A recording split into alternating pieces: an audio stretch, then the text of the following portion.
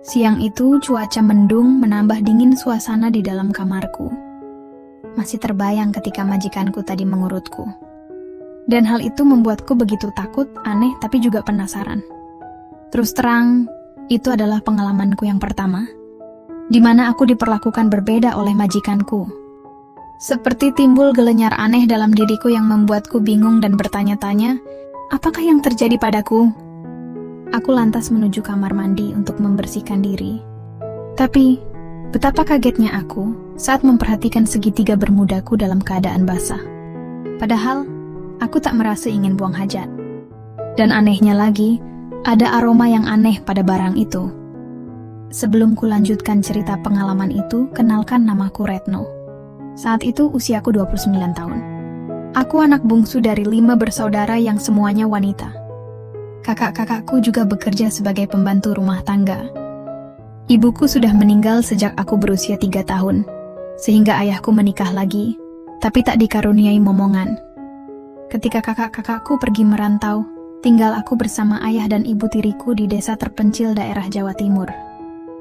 Hingga ketika usiaku genap 28 tahun, akhirnya aku bekerja pada sebuah keluarga muda yang sudah memiliki 1 orang putri yang baru berusia 2 tahun. Majikan perempuanku yang biasa kupanggil Ibu Rina merupakan seorang karyawan koperasi.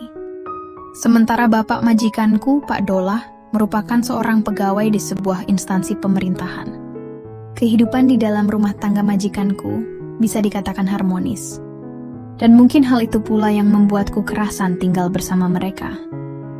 Nyonya majikanku seorang wanita yang baik, begitu pula dengan suaminya. Setidaknya itulah yang kurasakan sebelum akhirnya sebuah kejadian tak terduga merubah penilaianku terhadap keluarga itu. Kejadian itu tepat di hari Sabtu.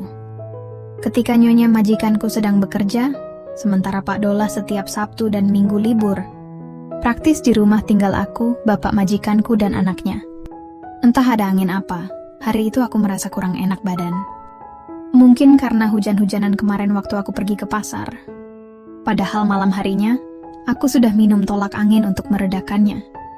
Tapi hingga pagi hari bukannya mendingan, aku malah meriang. Meski begitu tetap ku paksakan diri untuk bekerja. Apalagi hal itu sudah menjadi kewajibanku sehari-hari pada keluarga itu. Singkatnya, siang hari setelah putra majikanku tidur, aku lantas rebohan mencoba istirahat di kamarku. Tapi, belum sempat memejamkan mata, sayup-sayup ku dengar bapak majikan memanggilku. Tapi berhubung aku makin menggigil meriang, aku hanya menjawab pelan. Sampai tak lama kemudian, tiba-tiba pintu kamarku terbuka. Nampak bapak majikanku masuk dan datang menemuiku. Beliau nampak kaget saat tahu kondisiku yang menggigil. Dihampirinya aku, lalu dia duduk di tepi divan. Sementara aku berusaha beranjak, meski dengan kepala yang begitu pening. "Loh, Bibik kenapa?" Enggak kok pak. Saya cuma meriang biasa," sahutku sedikit gugup. Sejenak ia memperhatikanku, dan tanpa dikira, beliau justru meletakkan tangan pada kening dan mencoba memeriksa suhuku. "Ini demam, Bi. Kok nggak bilang toh, tahu gitu libur dulu nggak usah kerja." Nggak kok pak, saya nggak apa-apa, nanti juga mendingan kok," kataku salah tingkah karena perhatiannya. Sungguh seumur-umur belum pernah aku diperhatikan seperti itu, terutama oleh pria. Setelah berkata seperti itu, beliau lantas sedikit mengurut keningku, membuat mataku sejenak terpejam. "Bibik pasti pusing juga kan?" Aku hanya mengangguk, karena saking gugupnya saat itu. Tapi perlahan, hal itu cukup membuatku rileks. Pusing yang semula begitu mengganggu, berangsur membaik. "Mendingan kan, Be?" tanyanya lagi, yang kujawab dengan anggukan. "Iya pak, nggak begitu pusing kayak tadi." "Ya sudah, sekarang Bibi gini aja." Beliau lantas memintaku untuk rebohan menghadap lantai. Dan aku pun menuruti hal itu, karena kupikir, tak ada salahnya dan siapa tahu pusingku akan menghilang saat itu. Pak Dolah pun kembali menguriut kakiku. Saat itu aku sedikit heran, padahal yang pusing adalah kepalaku. Tapi kenapa justru tempat lain yang harus dibantu? Meski begitu, aku tak ingin berprasangka apapun. Aku percaya beliau benar-benar ingin mengurangi pusing di kepalaku. Cukup lama ia membantu tempat itu, hingga lambat laun, aku mulai merasa ada yang aneh. Terutama saat ada yang berjalan menuju segitiga bermuda itu. Jujur aku kaget, tapi entah kenapa untuk protes pun aku tak bisa. Dan anehnya lagi, aku justru membiarkan hal itu mondar-mandir tak tentu arah tujuannya. Disinilah awal keanehan itu terjadi. Walaupun saat itu aku meriang dan pusing, tapi rasa itu malah hilang berganti senang sekaligus gimana gitu. Lambat laun aku pun memejamkan mata dan tanpa sadar berceramah sebisaku. Kuakui, itu adalah kali pertama aku mendapat perlakuan mulia tersebut. Di usiaku yang hampir kepala 3, aku memang belum berkeluarga. Sehingga bisa dipastikan, aku tak pernah mendapat perhatian sedemikian rupa, terutama dari seorang pria. Sampai kira-kira setengah jam berlalu, barulah bapak majikanku menyudahi bantuan baik itu. Beliau lantas keluar kamar, lalu kembali menemuiku dengan membawa obat meriang untukku. Sungguh aku terharu dengan sikapnya. Bahkan aku sempat berpikir, betapa beruntungnya nyonya majikanku mendapat suami sebaik Pak Dolah itu. Setelah Pak Dolah pergi, untuk sejenak aku terdiam melamunkan kejadian tadi. Dan sebelum aku lanjut istirahat, kuputuskan ke kamar mandi untuk membuang hajatku. Seperti yang telah aku ceritakan tadi, segitiga bermuda itu rupanya sudah basuah sebelum aku buang hajat. Saat itu aku belum paham jika hal itu adalah akibat dari bantuan baik bapak majikanku. Singkat kata, sore harinya gerimis turun ketika aku tidur. Siang tadi, ibu majikan dan anaknya berpamitan padaku untuk pergi ke rumah orang tuanya. Keduanya juga mengatakan akan bermalam di sana karena ada hajatan. Sementara bapak majikanku tak bisa ikut, lantaran esok harinya ada acara di kompleks. Setelah istirahat tadi, meriangku berangsur membaik. Entah karena bantuan Pak Dolah tadi, atau pengaruh obat demam itu. Aku tak begitu peduli, yang penting aku sudah pulih dan bisa bekerja kembali. Setelah merapikan kamar, aku bergegas pergi mandi karena hari hampir gelap. Selesai mandi dan berdandan rapi, terdengar suara bapak majikanku dari ruang TV memanggilku. "Gimana, Pik? Udah mendingan?" tanya Pak Dolah ketika aku sudah ada di hadapannya. Alhamdulillah Pak, mendingan."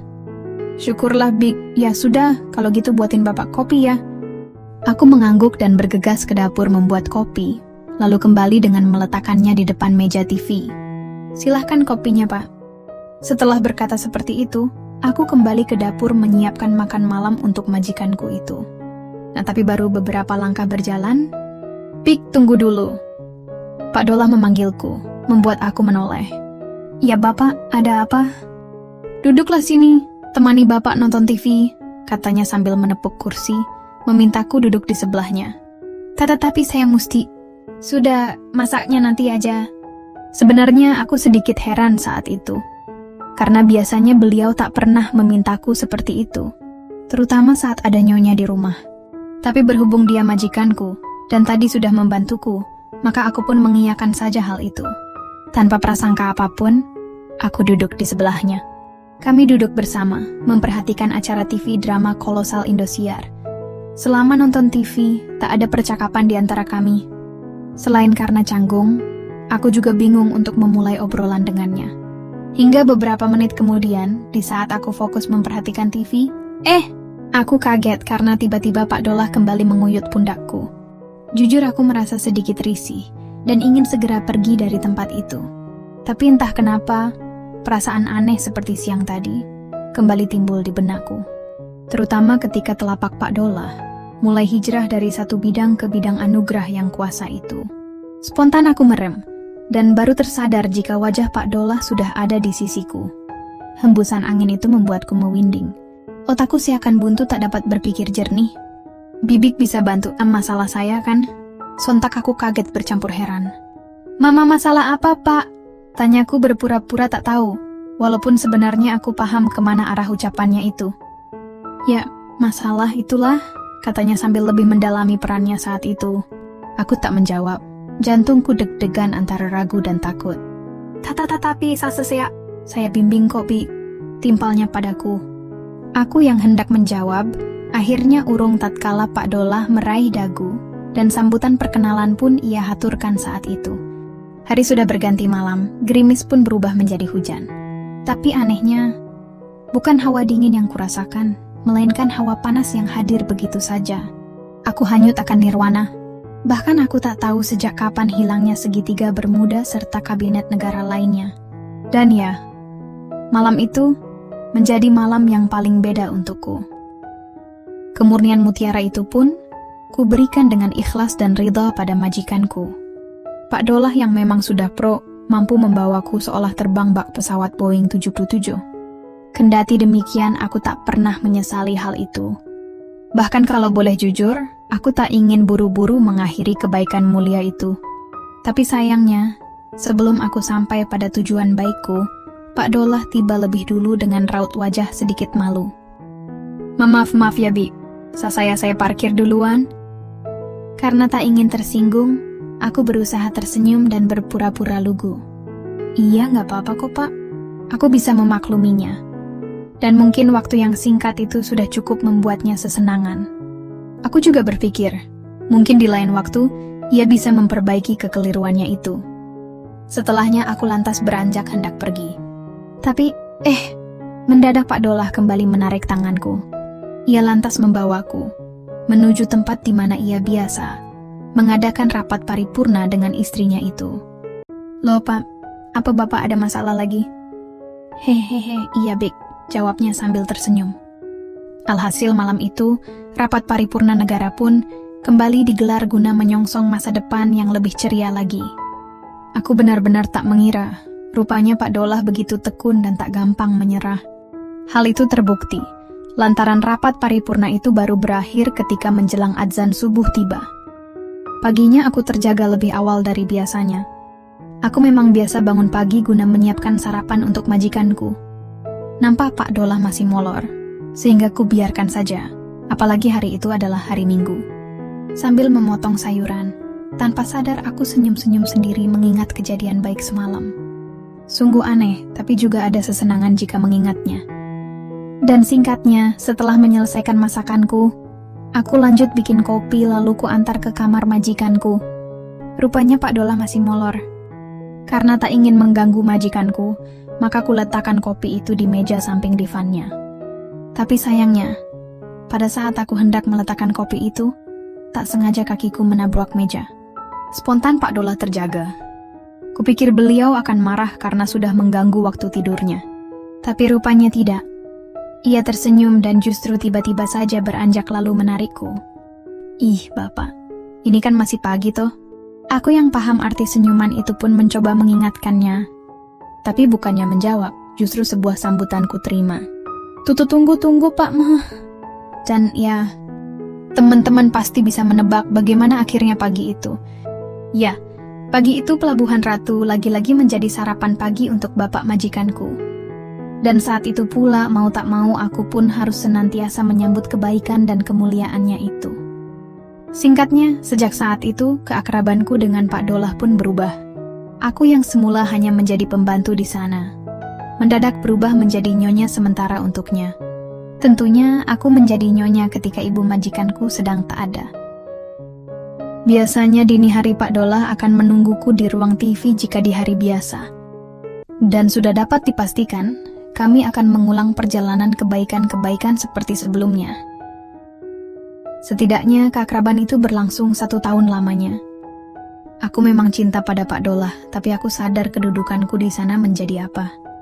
Aku tak boleh membiarkan perasaan itu bersemi, karena sama saja menjadi duri dalam keluarga itu. Hingga akhirnya aku putuskan untuk keluar dan tak bekerja lagi di rumah itu. Semula ibu majikanku bersikukuh menahanku. Begitu pula dengan bapak majikanku. Mereka tak ingin aku berhenti bekerja, karena bagi mereka sangat sulit menemukan pembantu yang rajin sepertiku. Nyonya bahkan menjanjikan aku dengan gaji yang lebih tinggi. Tapi tetap saja aku tolak dengan alasan ingin pulang ke kampung halamanku dan bertani di sana. Setelah perdebatan panjang antara aku nyonya, bapak majikanku, akhirnya mereka mengizinkanku pulang ke desa. Sebelum pulang, Pak Dolah mengatakan, jangan sungkan-sungkan jika membutuhkan pekerjaan lagi nantinya. Bahkan, sebelum pulang beliau memberiku uang 7 kali lipat dari gajiku, sebagai bekal dan tanda terima kasihnya padaku. Tentunya, uang yang diberikan itu tanpa sepengetahuan nyonya majikanku. Sebenarnya berat hatiku meninggalkan keluarga tersebut, terutama dengan Pak Dolah. Tapi keputusanku sudah bulat. Aku hanya berharap suatu saat nanti bisa mendapatkan jodoh yang juga perhatian seperti bapak majikanku.